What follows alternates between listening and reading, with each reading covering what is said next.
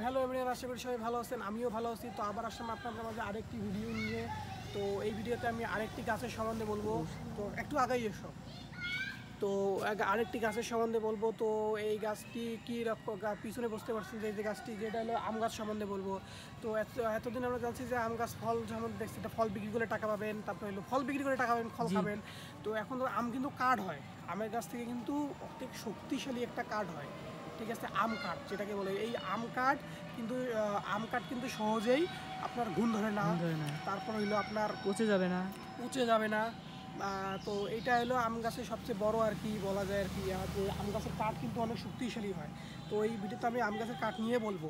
তো আম গাছের তার কাঠের চেয়ে বরং তার ফলের জন্য বেশি পরিচিত, কিন্তু এটা আমরা সবাই জানি। এটা কিন্তু আম গাছ আমরা কাঠের চেয়ে আমরা সবচেয়ে বেশি জানি হলো আম গাছ হলো ফলের গাছ।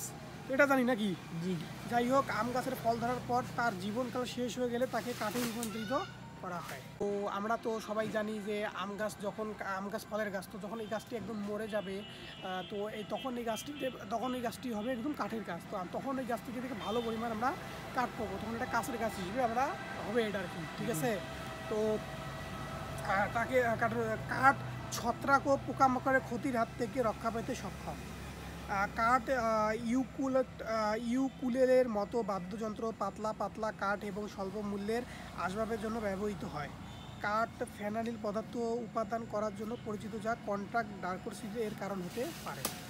তো তো যেটা জানালাম, যেটাতে বললাম যে আমের কাঠ দিয়ে কী কী হয় সেটা তো জানি। তো আপনার ঘরে যদি এই আমের কাঠ দিয়ে, তো আম গাছটি যখন মারা যাবে তখন এখান থেকে কাঠ হবে। তো এই যদি কাঠটা দিয়ে আপনার ঘরে আর কি খাট, তারপরে টেবিল, তারপরে হলো আপনার ওয়ার্ড্রোব, শোকেস টোকেস এই সব কিছু বানান। তো এই সব কিছু আর কি আপনারা সহজে ছত্রাক ধরবে না। তারপর হইলো আপনার আর কি ঘুণ ধরবে না, ঘুণ খাবে না, তারপরে পচে যাবে না। তারপরে হলো পোকা, যেগুলো আছে পোকা, সেটা হলো এই আমের কাঠকে সহজে খাইতে পারবে না। তো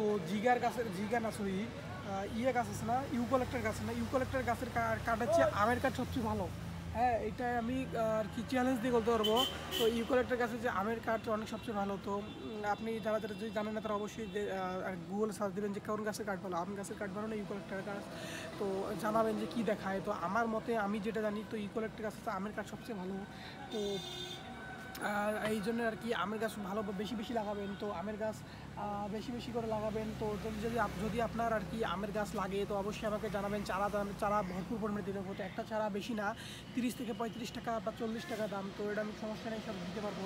তো আপনারা যারা যারা যাদের আমের বাগান দেওয়ার ইচ্ছা, তারা এইরকমভাবে পদ্ধতি ফলো করবেন। তো তাদের আর কি আমের গাছ লাগাইতে পারবেন। এবং যা আর কি আপনাদের পরিবারকে বা আপনার বন্ধুবান্ধবকে বলবেন যে আমের যেন গাছ লাগায়, এবং এখান থেকে যে লাভগুলো আছে তারা সবাইকে